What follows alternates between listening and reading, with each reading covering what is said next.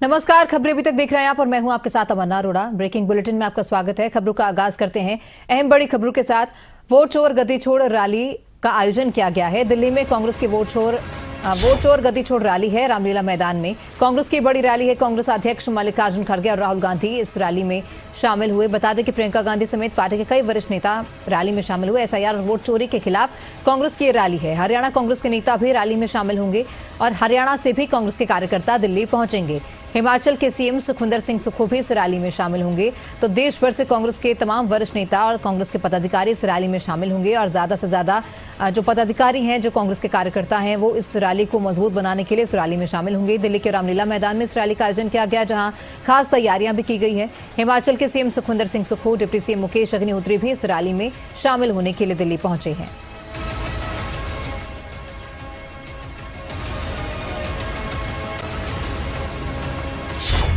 तो वहीं कांग्रेस अध्यक्ष की ओर से तीखा हमला बोला गया, तीखे सवाल खड़े किए गए हैं। गुरुग्राम से ये खबर है। हरियाणा कांग्रेस के अध्यक्ष राव नरेंद्र से बातचीत की है। रैली को लेकर राव नरेंद्र ने कई बड़े बयान दिए हैं। उन्होंने खास बातचीत में कई मुद्दों को लेकर बोला है। वोट चोरी के मुद्दे पर बोले हैं राव नरेंद्र, चुनाव सही से हो तो हम नहीं बोलेंगे। राहुल गांधी ने हरियाणा का मुद्दा उठाया। राहुल गांधी ने हरियाणा की पीड़ा को समझा। हरियाणा की जनता बदलाव चाहती थी। कांग्रेस की महारैली आज दिल्ली में होने जा रही है, जिसको लेकर देश भर से कांग्रेस के कार्यकर्ता और पदाधिकारी दिल्ली में पहुंचने का काम करेंगे। इस वक्त मेरे साथ हरियाणा प्रदेश अध्यक्ष राव नरेंद्र सिंह हैं। सर, आज रैली को लेकर किस तरह की तैयारियां थी, क्योंकि लगातार हम देख रहे थे आप हर हलके में जा रहे थे, हर जिले में जा रहे थे, लोगों को न्योता दे रहे थे। कितनी संख्या हरियाणा से दिल्ली में पहुंचेगी आज कांग्रेस के कार्यकर्ताओं की? हरियाणा से जो दिल्ली के तीन तरफ लगता है, एनसीआर का भी बहुत बड़ा हिस्सा है, इसलिए दिल्ली में कभी भी कोई रैली होती है हमारी कांग्रेस पार्टी की, तो उसमें सबसे ज़्यादा भागीदारी हरियाणा की होती है।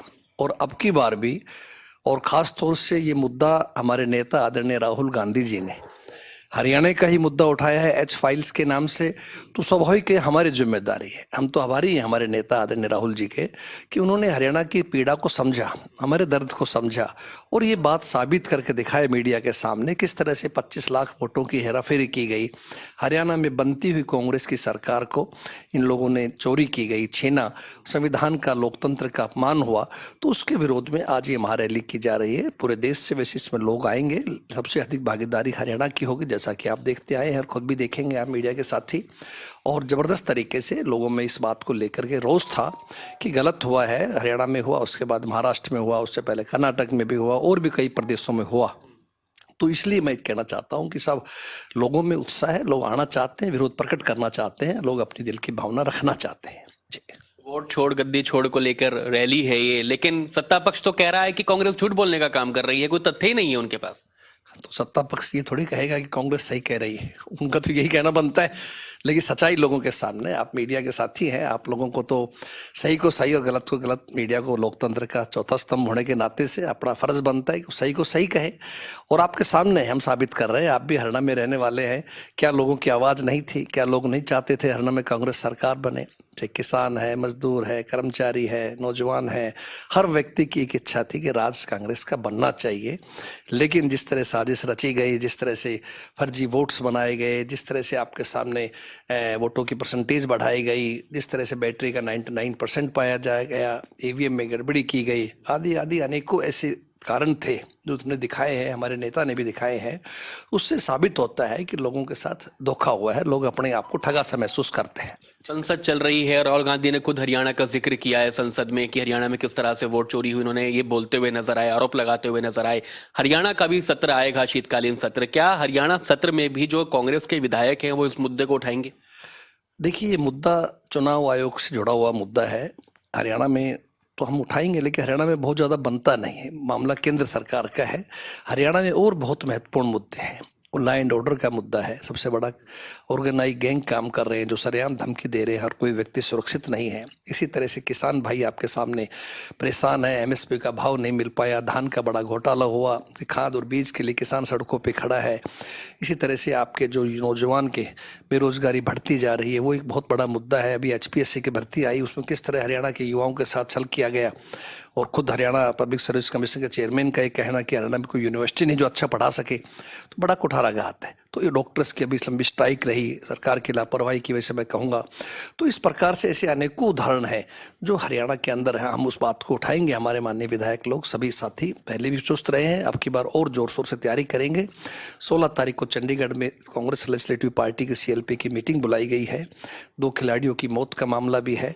तो आदि अनेकों ऐसे उदाहरण हैं, मामले हैं जिनको लेकर सरकार गंभीरता से उनको जवाब देना चाहिए और कांग्रेस पार्टी सीरियसली इस चीज़ को लेगी और पूरी तरह से लोकतंत्र में जो विपक्ष का रोल है वो हम दिल से अदा करेंगे। एक सवाल संगठन को लेकर भी है। जब तक संगठन नहीं बना था तो कांग्रेस में गुटबाजी, पोस्टर वोट देखने को मिलती थी। क्या सबको इकट्ठा करने पर, एकजुट करने पर कामयाब रह पाए हैं राव नरेंद्र सिंह?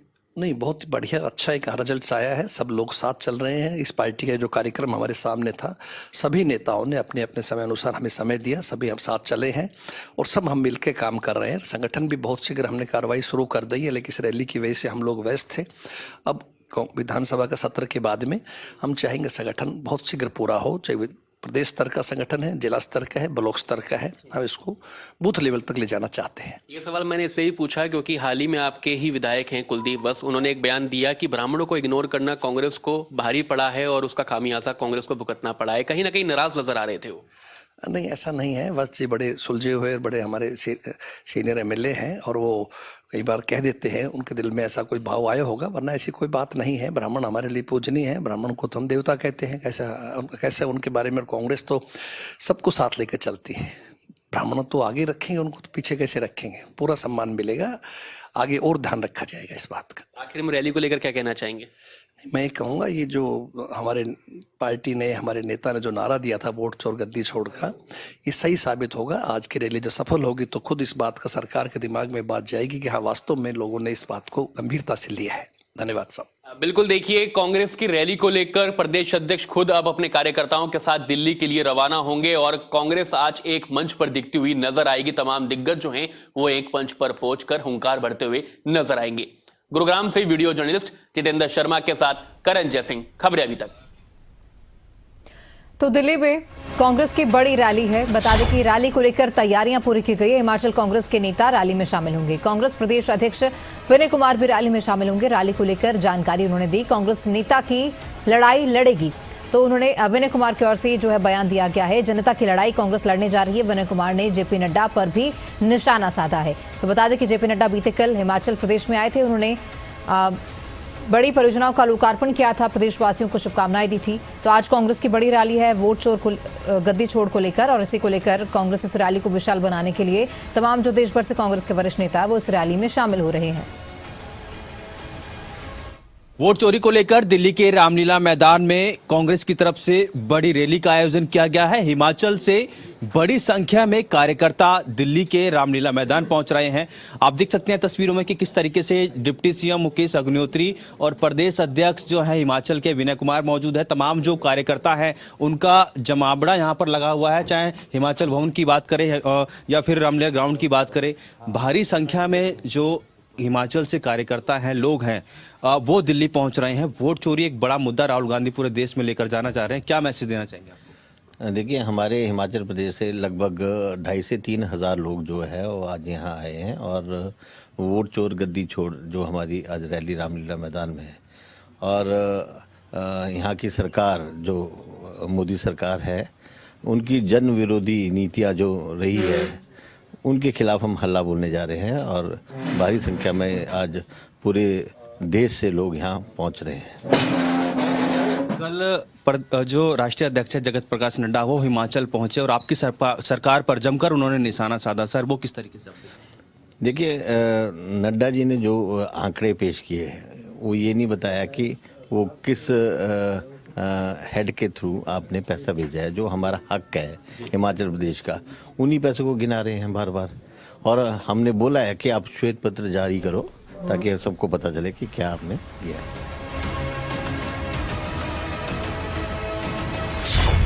तो दिल्ली में कांग्रेस की बड़ी रैली है जिसको लेकर भारी संख्या में जो कार्यकर्ता हैं वो दिल्ली पहुंचे हैं। वोट चोर को लेकर दिल्ली में बड़ी रैली है और कांग्रेस हिमाचल के दिग्गज नेता इस रैली में शामिल होने के लिए पहुंचे। पूर्व सांसद प्रतिभा सिंह भी रैली में शामिल हुई। कांग्रेस की महिला कार्यकर्ता भी रैली में शामिल हुए। बता दें कि भारी संख्या में रैली स्थल पर कार्यकर्ता पहुंचे। प्रतिभा सिंह ने बीजेपी को निशाने पर लिया और राहुल गांधी उठा रहे हैं जनता की आवाज, ये प्रतिभा सिंह कहती हुई नजर आई। तो दिल्ली में ये बड़ी रैली है, रामलीला मैदान की तस्वीरें हैं। भारी संख्या में कांग्रेस के जो कार्यकर्ता हैं वो दिल्ली में पहुंचे हैं इस बड़ी रैली में शामिल होने के लिए। राहुल गांधी, प्रियंका गांधी भी इस रैली में शामिल हुए हैं। कांग्रेस के तमाम जो वरिष्ठ नेता हैं हिमाचल प्रदेश से, वो भी इस रैली में शामिल होने के लिए दिल्ली पहुंचे हैं। कांग्रेस के न सिर्फ वरिष्ठ नेता बल्कि पदाधिकारी और कार्यकर्ता भी वोट चोर गद्दी छोड़ की इस रैली में शामिल होने के लिए दिल्ली पहुंचे हैं।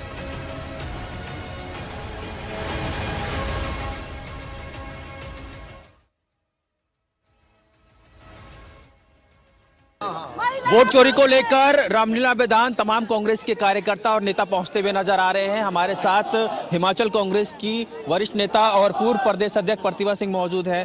मैम, काफी जोश हिमाचल का आज दिल्ली में देखने को मिल रहा है। मैं हिमाचल के सभी जो हमारे कार्यकर्ता यहाँ पर आए सबको बहुत बहुत बधाई देती हूँ कि वो इतने बड़े आयोजन में जो यहाँ किया जा रहा है राहुल गांधी जी के नेतृत्व में, उसमें भाग लेने के लिए आए हैं। सबका बहुत बहुत धन्यवाद। वोट चोरी एक बड़ा मुद्दा है, पूरे देश में आप लोग लेकर जा रहे हैं वोट चोरी को लेकर, क्या कहेंगे मैम? देखिए, ये इस बात को लेकर राहुल जी ने अपनी आवाज को उठाया है। बार बार उन्होंने तथ्यों के साथ इस बात को समाज के सामने रखा है और मैं विश्वास करती हूँ कि लोग इस बात को मान रहे हैं और जान रहे हैं कि बहुत गड़बड़ हुई है। जब तक इलेक्शन का रिजल्ट आता है तो वो विपरीत होता है, तो इसलिए हमने ये बात को जग जाहिर किया है और आज उसी संदर्भ में आज हम ये रैली करने जा रहे हैं। धन्यवाद। तो आप देख सकते हैं कि हिमाचल कांग्रेस के तमाम जो वरिष्ठ नेता हैं वो दिल्ली पहुंच रहे हैं और दिल्ली के रामलीला मैदान में आज कांग्रेस की बड़ी रैली देखने को मिलेगी। मेरे सहयोगी निहाल के साथ राजा पटेल, दिल्ली। खबरें अभी तक। ब्रेकिंग बुलेटिन में आगे बढ़ते हैं। हरियाणा बीजेपी की अहम बैठकें हैं। चंडीगढ़ में बीजेपी की अहम बैठकें लगातार जारी है। मुख्यमंत्री आवास पर BLA-1 की बैठक हुई। बता दें कि मुख्यमंत्री नायब सिंह सैनी की मौजूदगी में बैठक हुई। बीजेपी प्रदेश अध्यक्ष मोहनलाल कौशिक भी मौजूद रहे। संगठन महामंत्री समेत 3 महामंत्री भी शामिल हुए और बता दें कि बैठक में कई वरिष्ठ नेता भी मौजूद रहे। सुबह बीजेपी छोटी टोली की भी बैठक हुई थी। तो बीजेपी की लगातार बैठकें जारी हैं। बैठकों का सिलसिला बीजेपी का जारी है। आज हरियाणा बीजेपी की कई अहम बैठकें हैं। अभी भी एक मीटिंग जारी है और सीएम नायब सिंह सैनी की मौजूदगी में, उनकी अध्यक्षता में BLA-1 की बैठक हो रही है और बीजेपी के प्रदेश अध्यक्ष मोहनलाल कौशिक भी इस बैठक में मौजूद हैं।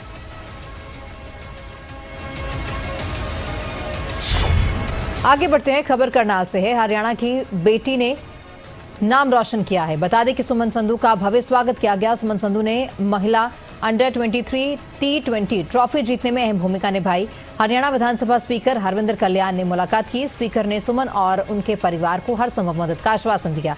करनाल के गगसीना गांव की सुमन ऑलराउंडर रही। हरियाणा की टीम ने अहमदाबाद में दिल्ली को फाइनल्स में हराया और हरियाणा की बेटियों की इस ऐतिहासिक जीत ने पूरे राज्य में खुशी का माहौल बना दिया। ये हरविंदर कल्याण कहते हुए नजर आए। में हुआ था सर, और दिल्ली के साथ हमारा मैच था तो जो हमने जीता था। पहले त्रिवेंद्रम हुए थे हमारे मैचेस, 5 लीग मैचेस जो होते हैं, फिर उसके बाद हम क्वालिफाई कर गए थे तो उसके बाद हम अहमदाबाद आ गए थे। बाकी के जो हमारे मैचेस हुए थे वो अहमदाबाद में हुए थे। यही है सर अब तो कि इंडिया के लिए खेलना है। बिटिया को भी ये कहा है कि उसने अपने आप को प्रूव किया है कि वो किस ऊंचाई तक जा सकती है। अब इससे और आगे बढ़े वो हम सब की भी जिम्मेवारी बनती है कि हम उसको एक ऐसा वातावरण और माहौल दें और उसको जिस प्रकार की भी कोई असिस्टेंस चाहिए या किसी तरह का भी कोई जो सहयोग चाहिए उसमें हम सब इस बात को इंश्योर करेंगे कि बिटिया को किसी तरह की कोई दिक्कत ना हो। और निश्चित रूप से बिटिया ने करनाल का, प्रदेश का नाम ऊंचा किया है और आने वाले समय में ये नई बुलंदियों को छुए, मैं ऐसी शुभकामनाएं देता हूं और प्रभु से कामना करता हूं। यूपी बीजेपी को अध्यक्ष मिलेगा। यूपी बीजेपी को नया अध्यक्ष मिलने जा रहा है। बता दें कि केंद्रीय वित्त राज्य मंत्री पंकज चौधरी नए अध्यक्ष होंगे। सीएम योगी आदित्यनाथ ने नामांकन दाखिल करवाया। आज होगा अध्यक्ष के नाम का ऐलान। 10 नेताओं ने पंकज चौधरी के नाम का प्रस्ताव रखा। तो यूपी में बीजेपी के नए प्रदेश अध्यक्ष के लिए केंद्रीय वित्त राज्य मंत्री पंकज चौधरी ने नामांकन दाखिल किया है और इस दौरान सीएम योगी भी मौजूद रहे। यूपी अध्यक्ष पद के लिए अब मोदी शाह के करीबी चौधरी का चुना जाना लगभग तय हो गया है।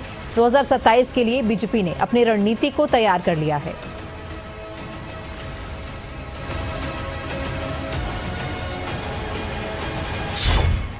कोहरे की वजह से लगातार हादसे बढ़ते जा रहे हैं। रोहतक में नेशनल हाईवे 152D पर बड़ा हादसा हुआ। घने कोहरे के चलते आपस में वाहन टकरा गए। करीब 70 वाहन आपस में टकराए हैं, एक दूसरे के साथ वाहन टकराए, जिस वजह से कई लोगों की मौत की आशंका है। कई लोगों के घायल होने की आशंका जताई जा रही है। मौके पर राहत और बचाव कार्य लगातार जारी है। घायलों को आसपास के अस्पतालों में भर्ती करवाया गया है। तो घने कोहरे की वजह से यह हादसा हुआ है। तकरीबन 70 वाहन आपस में टकराए हैं, जिससे कि वाहन भी बुरी तरह क्षतिग्रस्त हो गए। कई लोगों के मारे जाने की भी खबर है। कई लोगों के घायल होने की आशंका जताई जा रही है। मौके पर राहत और बचाव कार्य जारी है। चाचा को लेकर जींद जा रहा था तो धुंध ज़्यादा थी, 35-40 की स्पीड में गाड़ी थी और आगे ट्रक एक्सीडेंट हुआ था। उसके कारण ये सभी गाड़ियाँ भिड़ी है, कम से कम 40-50 गाड़ियाँ भिड़ी है। कुछ में तो ज़्यादा सीरियस भी है और गाड़ियाँ ज़्यादातर तो ख़त्म ही हो गई। आगे से पीछे से सब गाड़ियाँ ख़त्म है। प्रशासन जब तुरंत आ गया था, 112 पे 2 बार कॉल की, तुरंत आ गए थे प्रशासन वाले। एम्बुलेंस भी आ गई थी और जितने सवारियां थी, जिसकी भी गाड़ी की सवारी थी ज़्यादा लगी थी, उनको लेकर रोहतक PGI रेफर कर दिया सबको। ये धुंध के कारण हुआ जी। गाड़ियाँ आपस में टकराती गई। मेन गाड़ी आगे खड़ी हुई थी, उसके पीछे गाड़ियाँ टकराई। 15-20 गाड़ी आपस में टकराती गई और बच्चे, महिला और जो ड्राइवर थे वो फंसे हुए थे। प्रशासन ने आके उन्हें निकाला और वो कार्रवाई कर रहे हैं, निकाल रहे हैं, PGI रोहतक में भेज रहे हैं और उनकी मदद, आम पब्लिक, गांव वाले भी उनकी मदद कर रहे हैं। लगभग कितने व्हीकल टकराए? कम से कम 15-20 व्हीकल आपस में टकराए, जिसमें ट्रकें, कारें। ब्रेकिंग बुलेटिन में अगली बड़ी खबर जींद से है। जींद में भी कोहरे का कोहराम देखने को मिला। 152D पर हुए हादसे में काफी नुकसान हुआ है। बता दें कि एक के बाद एक कई गाड़ियां आपस में टकरा गई। 100 मीटर के दायरे में गाड़ियां टकराई हैं। 30 से 35 गाड़ियों के टकराने की सूचना मिली है। एक की मौत की सूचना है, कई घायल बताए जा रहे हैं। घायलों को सामान्य अस्पताल में भर्ती कराया गया है। तो जींद में भी इसी तरह का हादसा देखने को मिला है। घने कोहरे की वजह से विजिबिलिटी कम होने की वजह से हादसा हुआ और कई वाहन आपस में टकरा गए। वाहनों की तस्वीरें भी सामने आई हैं, किस तरह से वाहन पूरी तरह क्षतिग्रस्त हो गए हैं। एक शख्स की मौत की भी खबर सामने आई है।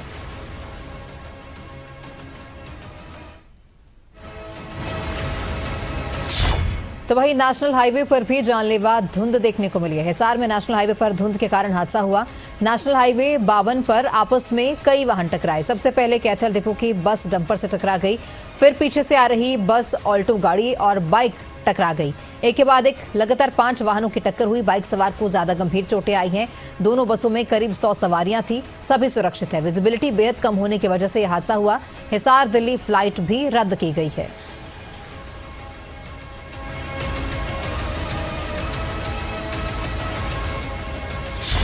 तो लगातार बढ़ते कोहरे की वजह से हादसों की संख्या भी बढ़ रही है। नोएडा में भी घने कोहरे के चलते आपस में कई वाहन टकरा गए। हादसे में कई लोग घायल हो गए। हादसे के कारण हाईवे पर लंबा जाम लग गया। दादरी पुलिस ने मौके पर पहुंचकर जाम खुलवाया। क्षतिग्रस्त वाहनों को क्रेन की मदद से हटाया गया। तो बता दें कि कोहरा लगातार जानलेवा साबित हो रहा है। कोहरे की वजह से विजिबिलिटी कम होने की वजह से हादसे हो रहे हैं। नोएडा में भी घने कोहरे के चलते आपस में कई वाहन टकरा गए। हादसे में कई लोग घायल हो गए हैं। घायलों को अस्पताल इलाज के लिए भर्ती कराया गया है।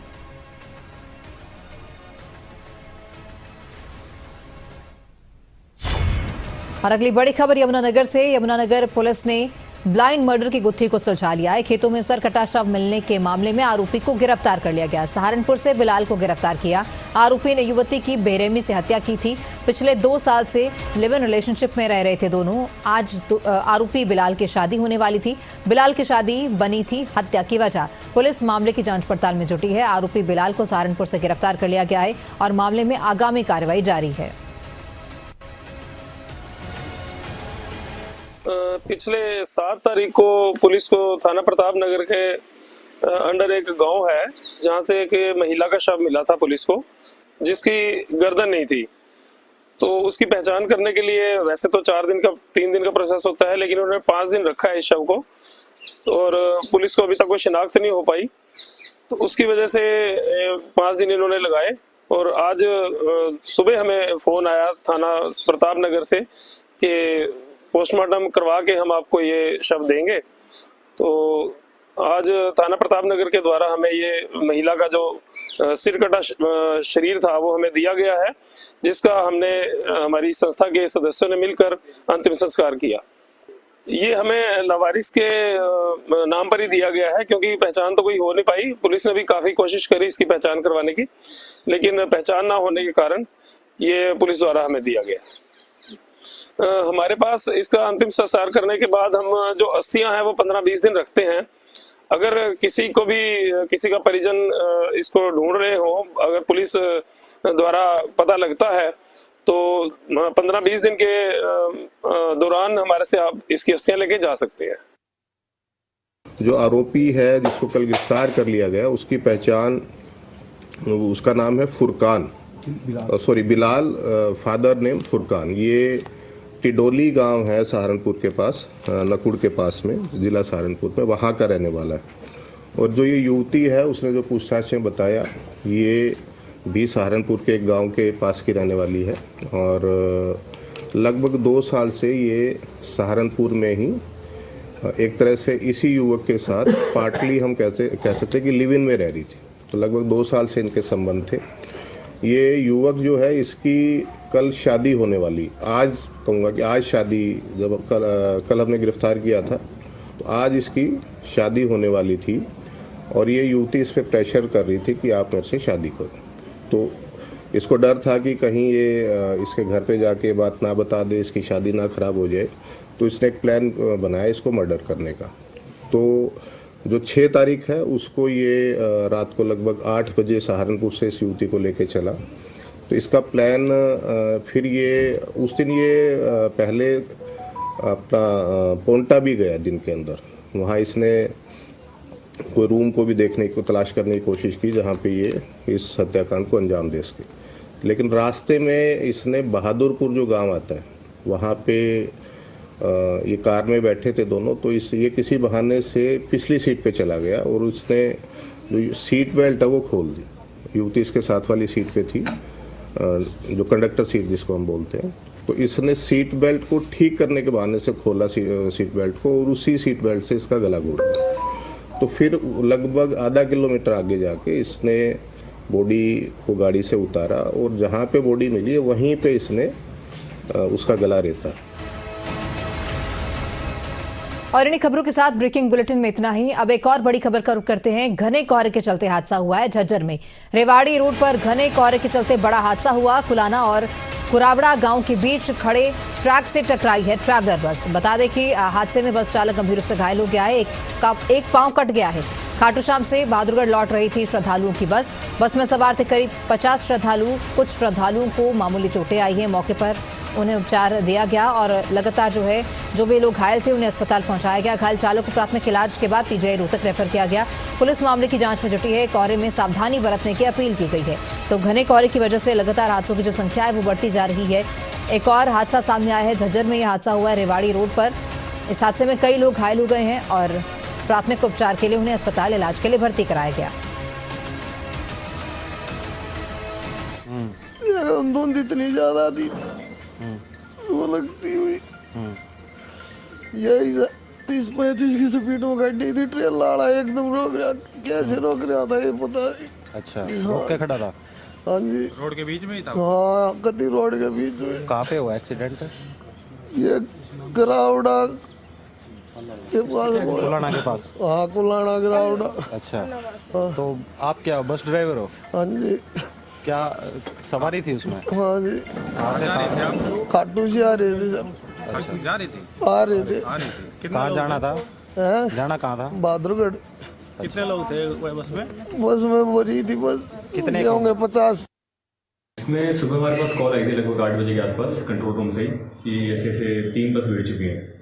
तो हम लोग मौके पे पहुंचे, स्टाफ के साथ ड्यूटी ऑफिसर भी गया। तो हमने देखा वहाँ पे 3 बसेस थी, जिसमें सबसे जो आगे वाली थी जिसमें सबसे ज़्यादा डैमेज था वो खाटूश्याम से आ रही थी और उसके पीछे 2 लोकल बस थी हमारी, एक कंपनी में जाती और एक जो लोकल चलती में से। जो ड्राइवर था सबसे आगे बस वाला, वो बता रहा था कि अभी भी उससे बात हुई थी तो वो यूँ कह रहा है कि आगे एक ट्रक खड़ा था रास्ते के बीच में, तो उसमें टकराने के कारण हो रही है और धुंध भी ज़्यादा थी तो उसके कारण हो रही है। अभी तक हमारे पास 10 रुपये प्राप्त हुए हैं। मेजर इंजरी जो है वो सिर्फ ड्राइवर के हैं और उसके अलावा